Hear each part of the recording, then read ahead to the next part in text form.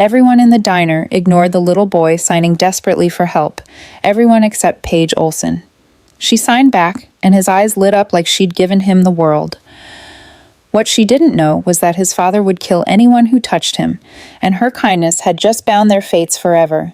The overhead lights in Sal's all-night diner hummed with that particular frequency that makes your teeth ache if you listen too long. Paige Olson wrapped both hands around her coffee mug, more for the warmth than the caffeine, and stared at the reflection in the window beside her booth. Outside, the east side streets gleamed with recent rain, neon signs bleeding red and blue across the wet pavement. It was 2:14 a.m., and Paige had nowhere else to be. She'd been coming here for 3 weeks now, ever since the insomnia started winning. Her studio apartment felt too small, too quiet, too full of thoughts she couldn't outrun. At least here, surrounded by the clatter of dishes and the low murmur of other people's lives, she could pretend she wasn't completely alone. The night shift waitress, Gloria, according to her name tag, had stopped asking if Paige wanted anything else. She just refilled the coffee every 20 minutes and left her in peace. But tonight felt different, charged. That's when Paige noticed him. A boy, maybe 8 or 9 years old, sat alone in the corner booth near the kitchen. His small hands moved through the air in urgent, precise patterns, shapes that Paige recognized instantly, like seeing her own native language written in a foreign country. Her breath caught. The boy was trying to communicate, signing, frantically forming the gestures for thirsty and please and help, his face tight with frustration. But everyone who passed him, Gloria, the cook, the trucker heading to the restroom, looked away. Not just ignore him, avoided him, their faces twisting with something that looked disturbingly like fear. Paige frowned, leaning forward to get a better look. Before we dive deeper, don't forget to subscribe, like this video, and tell me in the comments where you're watching from. Your support keeps these stories alive, and trust me, you won't want to miss what happens next. The boy wore an expensive-looking black jacket over a crisp white shirt, clothes that probably cost more than Paige made in a month at the university bookstore. His dark hair was perfectly styled, and despite the late hour, he was wide awake. But there was something in his brown eyes, a loneliness so deep it made Paige's chest ache. Why is everyone terrified of a child? She watched as Gloria approached the boy's table, her usual no-nonsense attitude replaced by visible anxiety. The boy's hands moved faster, more desperately. Paige could see him signing, "Water" and "Please," over and over, his small face beginning to crumple. Gloria backed away without bringing him anything, shaking her head and retreating behind the counter where she whispered urgently to the cook. That was enough. Paige had learned American Sign Language 12 years ago when her younger cousin Danny was born profoundly deaf. Even after Danny died, a stupid accident, a moment of inattention at a community pool, something that never should have happened, Paige had kept practicing. It was the one thing she'd promised at his funeral. She would never forget his language. She would always be ready to help someone who needed it. Her legs felt unsteady as she stood, but she walked across the diner anyway. Every conversation died as she passed. The trucker at the counter stiffened. Gloria's eyes went wide with something like panic. The boy looked up as Paige approached, his expression shifting from hopelessness to confusion as she slid into the booth across from him. "Hi," Paige said softly. Then she lifted her hands and signed, "What's your name?" The transformation was instant and devastating. The boy's entire face illuminated, like someone had lit a candle inside him. His hands flew into motion, signing so fast that Paige had to gesture for him to slow down. "My name is Marco," he signed, tears suddenly welling in his dark eyes.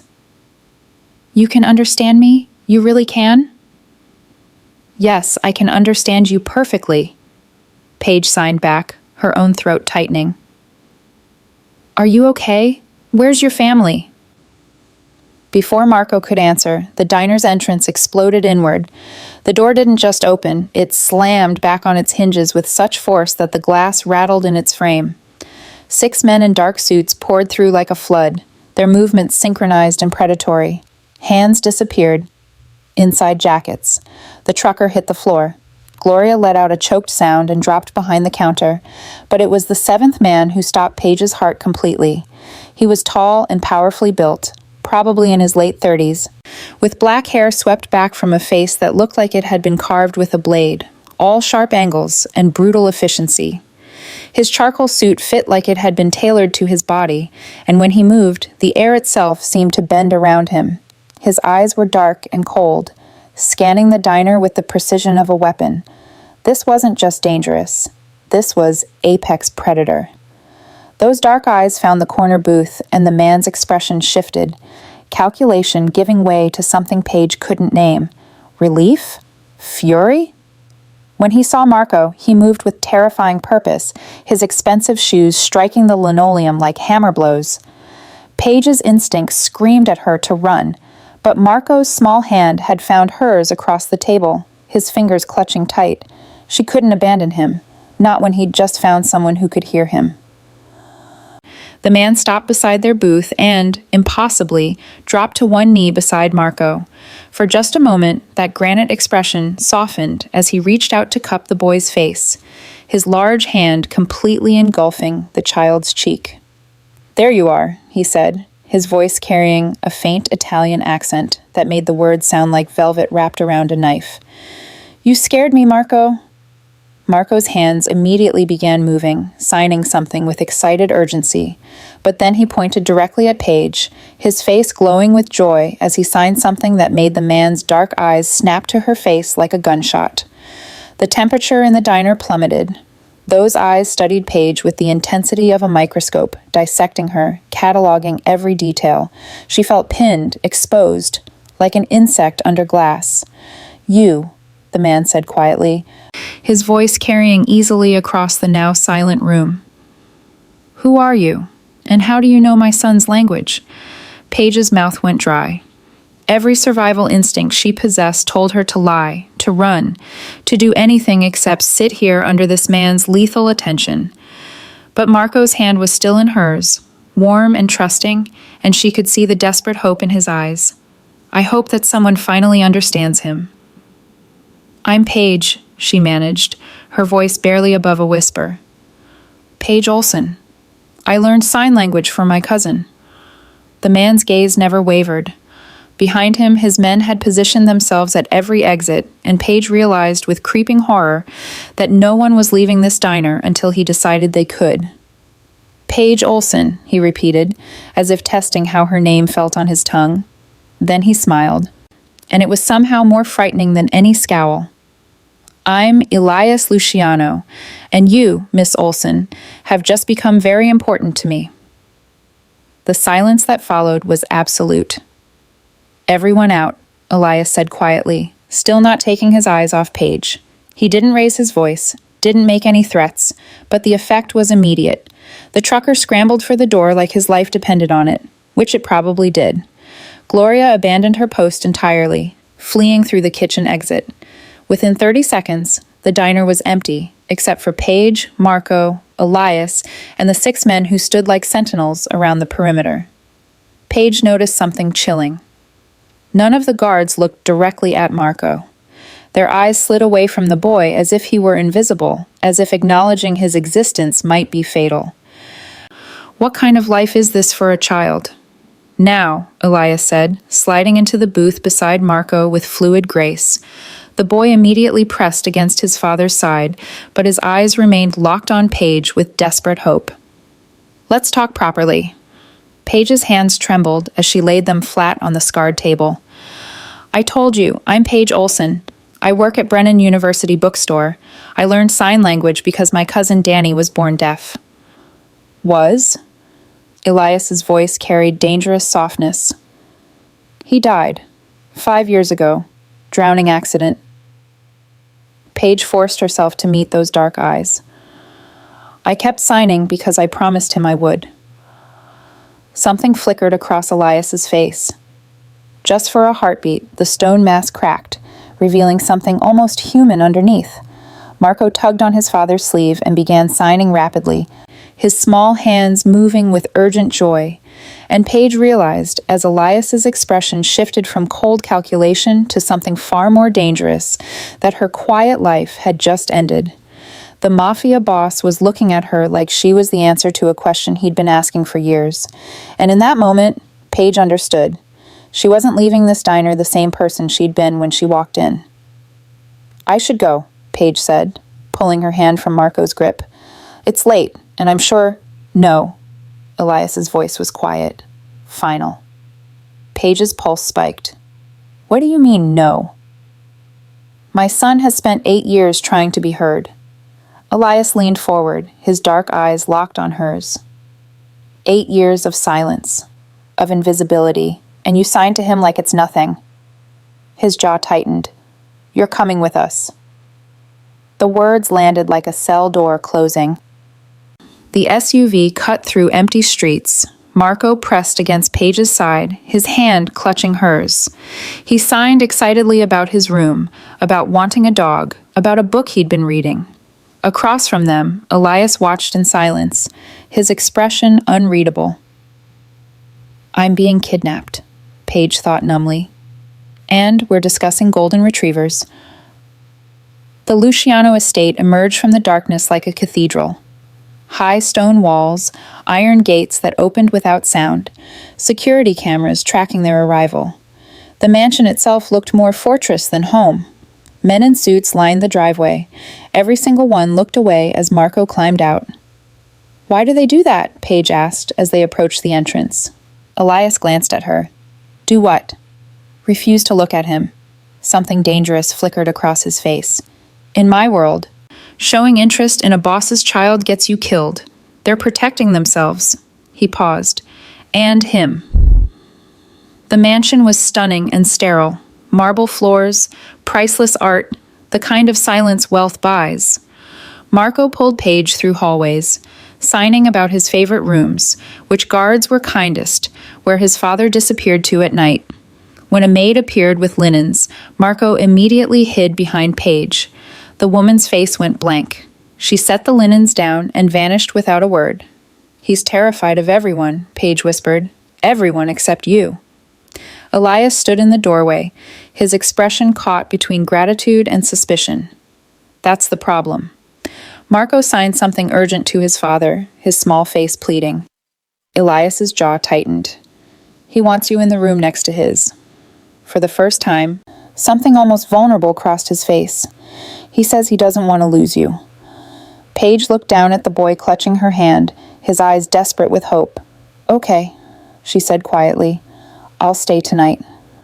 Marco's face lit up like the sunrise, but Elias's expression darkened with calculation, and Paige realized with creeping dread he had no intention of letting her leave at all. Paige woke to find Marco sitting at the foot of her bed, watching her with desperate hope. Sunlight poured through windows that overlooked manicured grounds and armed patrols.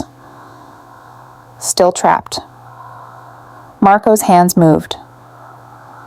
"Will you teach me more words?" "What words?"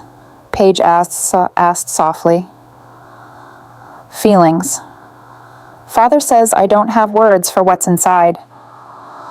They spent the morning in Marco's playroom, a space filled with expensive toys that looked barely touched. Paige taught him signs for happy, sad, scared, angry, but also excited, proud, hopeful. Marco absorbed every gesture like he was starving for them. When she taught him safe, his small hands trembled, forming the sign. "I never had that word before," he signed.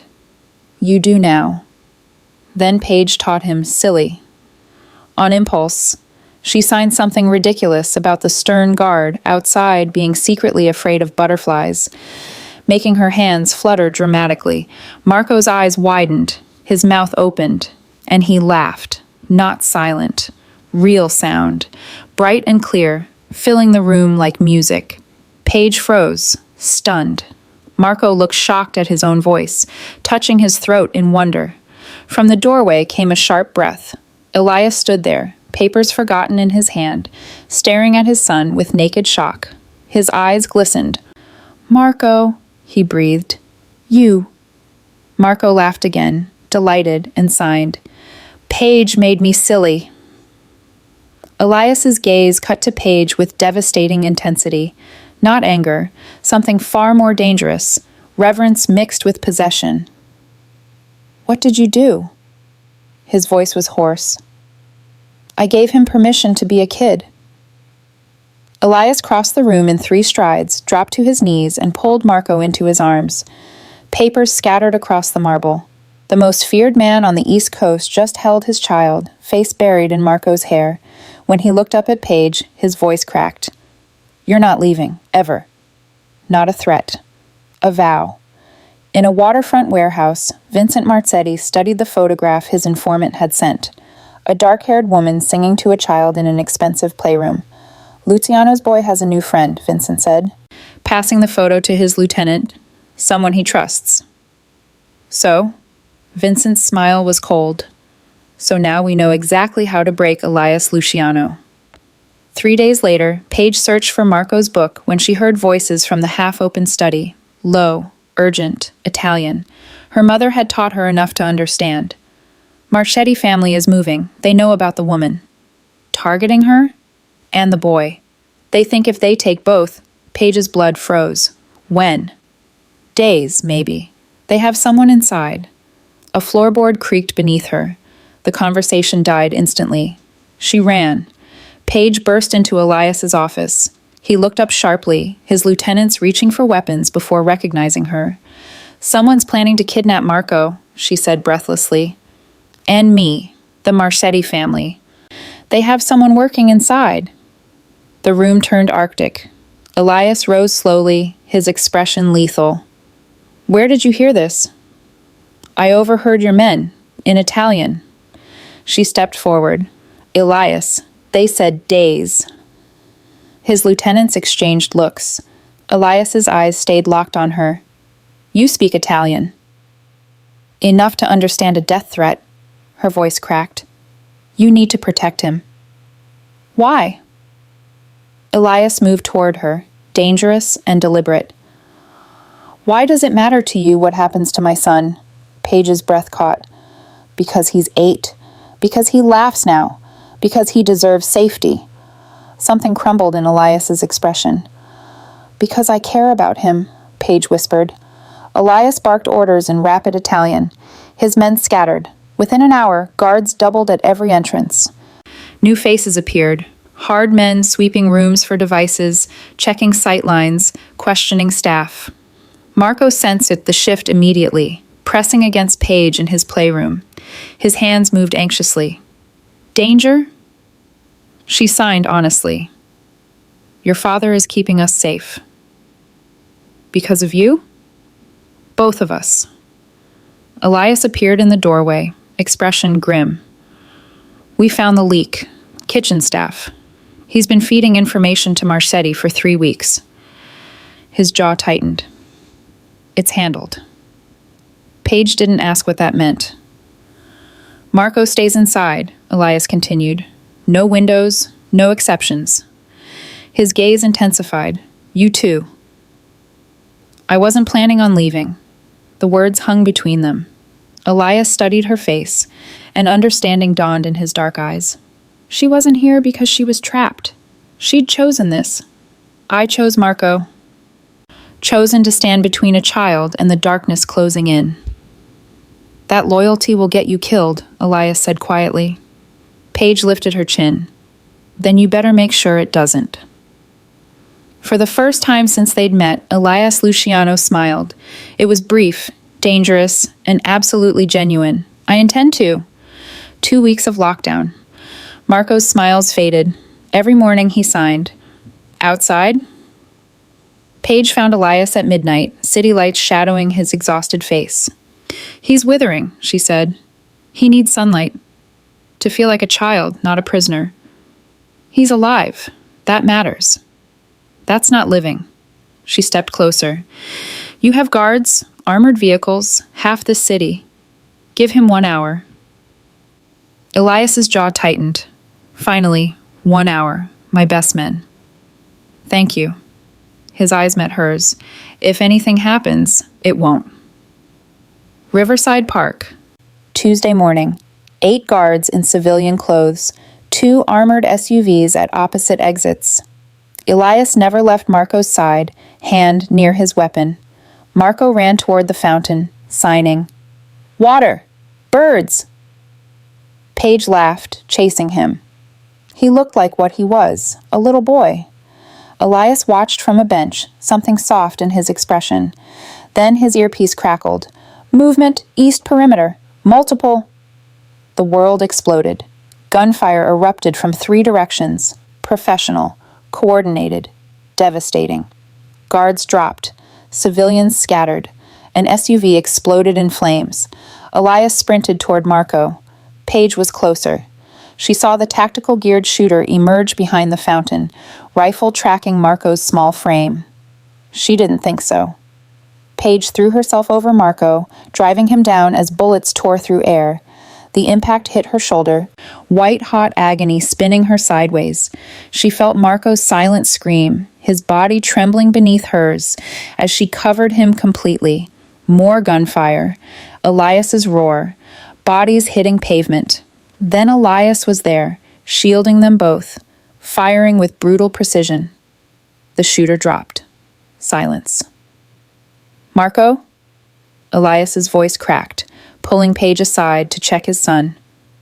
"Are you hurt?" Marco shook his head, tears streaming, signing.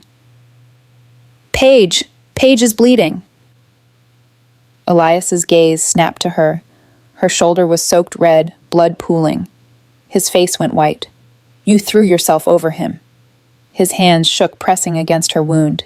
"You could have died." "He's safe," Paige whispered, vision blurring. That's what matters. Elias stared at this woman who'd walked into a diner and changed everything, who'd given his son laughter, who'd just taken a bullet for Marco without hesitation. "Get the car!" he roared, then softer, breaking. "Stay with me, Paige." As darkness pulled her under, she felt Marco's hand clutch hers, and Elias's lips against her forehead, whispering in Italian. She understood anyway. "Don't leave us." Paige woke to white ceiling tiles and the antiseptic smell of medical supplies. Her shoulder throbbed beneath clean bandages. Voices murmured beyond a closed door. Elias's men, speaking in clipped Italian. She tried to sit up. The world tilted, but she forced herself vertical, bare feet finding cold hardwood. "Where's Marco?" The safe house bedroom had one window, bulletproof glass, she noted, and a single exit. She pressed her ear to the door. "Luciano's orders. She stays locked down until—" "The boy?" A pause. "Still missing." "Marcetti has him." Paige's blood turned to ice. She searched the room with shaking hands. Medical supplies, clean clothes, no phone, no weapons. But there was a sprinkler head in the ceiling. Paige grabbed the lighter from the medical kit, held it to the curtain until smoke billowed thick and black. The alarm shrieked, the sprinkler system engaged, water cascading down. The door burst open, 2 guards rushed in. She slipped past them in the chaos, shoulder screaming, and ran. Outside, dawn broke gray over an industrial neighborhood. Paige had no phone, no money, no idea where she was, but she remembered. 3 days ago, Marco had shown her old Italian sign variations his grandmother taught him, regional dialects in gesture form. He'd been so proud.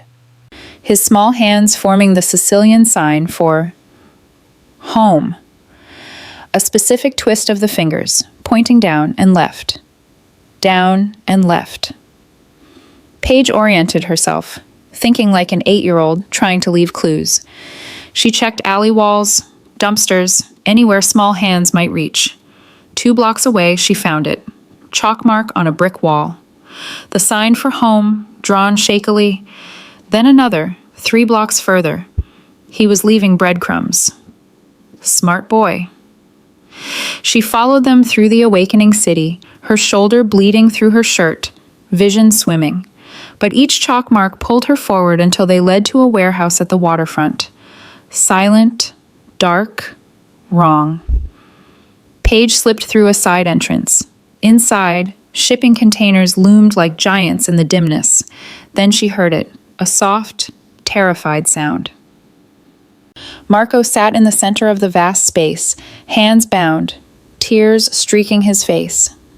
His eyes went wide when he saw her. He signed frantically, "Trap! Run!" Paige ran toward him anyway.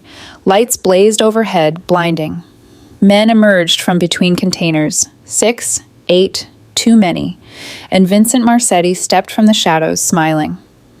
"Miss Olson," he said warmly, "thank you for making this so easy." A gun pressed against Paige's spine. Her knees hit concrete. Across the space, Marco sobbed silently, and Paige realized with sinking horror she'd just given Elias's enemies exactly what they wanted, both of them. Night pressed thick against the city, the kind that made every shadow feel alive, watching. Paige felt that awareness in her bones the moment Elias Luciano ended the call. His expression, normally carved from ice, fractured into something far more dangerous. Rage, cold, controlled, lethal. "They touched my son," he murmured, voice deep enough to tremble the floor beneath them. "They will not see the sunrise." Paige held Marco close, the little boy trembling in her arms. He didn't speak, not even when his father approached, but he clung to Paige's shirt like she was the last safe place in the world. Elias knelt before his son, placing a hand on Marco's cheek. "You're safe," he whispered in Italian. "I swear it." Then he rose, turning to Paige. "Stay with him," he ordered. "Whatever happens tonight, you don't leave his side." Paige swallowed hard. "Elias, what are you going to do?" "End this." Simple. Final. Terrifying. And then he was gone. Word traveled fast and violently through the streets. The Luciano family is moving. Black SUVs poured from hidden garages, streets emptied as if the city itself understood what was coming. Elias's men moved like a single organism, silent, armed, disciplined. Paige watched from the upper window as the convoy split into multiple directions. She had seen this look in Elias's eyes only once before, when Marco had been nearly kidnapped years ago. But this time was different. This time, Paige was part of the equation. This time, he was fighting for all of them. She held Marco close as the boy pressed his ear to her heartbeat, listening for comfort he couldn't express aloud. "It'll be okay," she whispered. "Your papa always comes back." But even she didn't fully believe it. It happened fast, too fast. One moment, Paige was comforting Marco in the safe house's living room. The next, the reinforced door exploded inward, metal shrieking as armed men stormed in. Rival soldiers, dozens, and Paige instantly knew. They weren't here to kill her. They were here for leverage. She grabbed Marco and ran, weaving between upturned furniture and sparks from gunfire. Marco sobbed silently, burying his face against her as she pushed through the back hallway. But there was no escape. 2 men cornered them, weapons raised. "Don't hurt him," Paige cried. One grabbed her, ripping Marco from her arms. The boy's scream, high, wordless, terrified, shredded something inside her. They dragged them both to a van, shoving them inside. Paige threw her body over Marco as the door slammed. She didn't know where they were taking them. But she knew one thing: Elias would come, and when he did, hell would follow. The van screeched to a stop. Paige was hauled out, still shielding Marco, and shoved into a cold, cavernous warehouse. Armed guards lined the walls. Rattling pipes leaked steam overhead. And at the center stood the rival boss, Vittore Mancini, smirking, gloating, knowing he had something Elias valued far too much.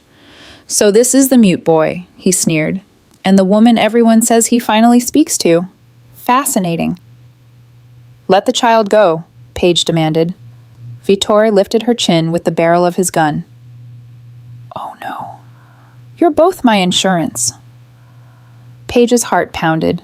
Marco trembled uncontrollably, clutching her hand. She whispered softly in Italian, anything to calm him, anything to keep him from falling apart.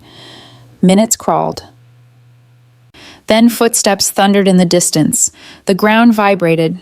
Marco's tiny fingers tightened around hers. "He's here," Paige breathed. The first explosion shattered the warehouse windows. Then all hell broke loose. Elias Luciano's men poured in from every shadow, every door, every crevice of the warehouse. Smoke flooded the air. Gunfire erupted in violent bursts. Paige threw herself over Marco again as bullets tore through crates and metal beams. The warehouse became a battlefield. Shouts, screams, ricochets bouncing like lightning. "Paige, stay down!" one of Elias's soldiers yelled as he passed. She didn't need the warning. She wrapped both arms around Marco, shielding him with her entire body, heart pounding as splinters and bullets rained around them. Marco cried silently, shoulders shaking. Tiny hands, gripping Paige's shirt with desperate force. She refused to move. She refused to let go. She refused to let him be taken again. Vittore Mancini tried to escape through a side corridor, dragging a briefcase of cash like it mattered. But Elias stepped through the smoke like death itself. White shirt stained, tattoos sharp under the flickering lights, eyes burning with pure, calculated fury. Vittore froze. I didn't know the boy was yours." "You touched my son," Elias growled. "No, it was my men, not me. I can fix this." Elias didn't give him the chance. One precise shot, one collapse, one rival family, ended. The warehouse went silent. The Luciano War was over. Paige held Marco tightly as Boots approached. She didn't look up until strong arms pulled her gently to her feet. Elias, his face, blood-spattered, exhausted, softened the moment he saw them both alive. "Paige," he breathed, voice cracking for the first time. "Marco!" Paige barely had time to react before Marco launched himself at his father, burying his face in Elias's shoulder with a broken sob. Elias clutched him, eyes closing as relief washed through him like a physical blow. Then he looked at Paige, really looked at her. "You shielded him, again." His voice shook. "You risked your life for my son." Paige swallowed. There was no choice. "There was," Elias whispered. "You chose us." He didn't kiss her, not yet, but the way he cupped her cheek with reverence, gratitude, something far deeper, made her breath catch. "Come home," he said softly. "Both of you." And for the first time, Paige realized she already was. 3 weeks after the warehouse, Paige found Marco in the east courtyard, standing before 4 of Elias's most dangerous men like a tiny general commanding an army. His hands moved with absolute confidence, forming the sign for protect. The guards, men who'd killed without hesitation, whose eyes held the weight of violence, watched Marco's small fingers with fierce concentration, then clumsily attempted to mirror the gesture. "No, no," Marco signed, and to Paige's astonishment, he reached up and physically adjusted the hand of Dante, Elias's head of security. The massive man, 6'4" of solid muscle and scars, allowed the 8-year-old to move his fingers into the correct position without a flicker of impatience. When Dante finally got it right, Marco's face split into a grin. He signed, "Good, now you can tell me you'll protect me, and I'll understand." Dante's weathered face softened. He formed the sign again, deliberately, his eyes locked on Marco's. Protect. Marco signed back. "I trust you." The courtyard went still. These men who'd served Elias for years while pretending his son didn't exist were finally seeing him. Not as a liability to ignore, but as the boy at the center of everything they protected. Rico, the youngest guard, noticed Paige watching and signed, hesitantly but clearly. "Good morning." She signed back, her throat tight with emotion. Marco had done this. He'd taken his invisible world and made it visible, one sign at a time, until the fortress learned his language. He wasn't hiding anymore. That evening, Paige stood on the balcony outside her room, watching the sunset bleed red across the city skyline. The door opened behind her. She didn't need to turn to know it was Elias. She'd learned the sound of his footsteps, the way the air shifted when he entered a space. He stood beside her in silence for a long moment, his shoulder nearly touching hers. "I've been thinking," Elias said finally, his voice carrying that slight Italian accent that still made her pulse quicken. "About the night I met you. How you looked at my son like he mattered. Like he was a person, not a secret to be kept." He turned to face her fully, and Paige's breath caught at the raw vulnerability in his dark eyes. "For 8 years, I built walls. I taught my men to look away from him because in my world, attention means danger. I thought invisibility would keep him safe." His jaw tightened. "I made my son a ghost in his own home." "You were protecting him the only way you knew how," Paige said softly. "No." Elias's hand came up, his fingers gentle as they traced the line of her jaw. "I was afraid of losing him like I lost." He stopped, swallowed hard. "You weren't afraid. You walked into my world and gave him what I couldn't, a voice, laughter, the ability to be a child." His thumb brushed across her cheek. "You gave him life, Paige, and you gave me something I thought I'd lost the right to feel." "What's that?" "Hope." The word came out rough, breaking at the edges. "You made me believe my son could have more than survival. Maybe I could be more than the monster I've become." Paige's heart hammered against her ribs. "Elias, I'm in love with you." The confession landed between them like a grenade, devastating and irreversible. "I know I have no right. I know what I am, what I've done, but watching you with Marco, seeing the way you've changed everything." His voice cracked. "I can't pretend anymore.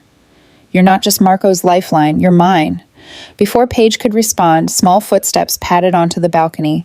Marco appeared in his pajamas, clutching the stuffed dog Paige had bought him last week. His hair stuck up at odd angles, and his eyes were heavy with sleep. He looked at his father's hand on Paige's face at the way they stood close enough to share breath, and something shifted in his expression. Understanding, recognition. Marco set the stuffed dog down carefully. Then he lifted his hands, moving with the slow deliberation of someone doing something monumentally important.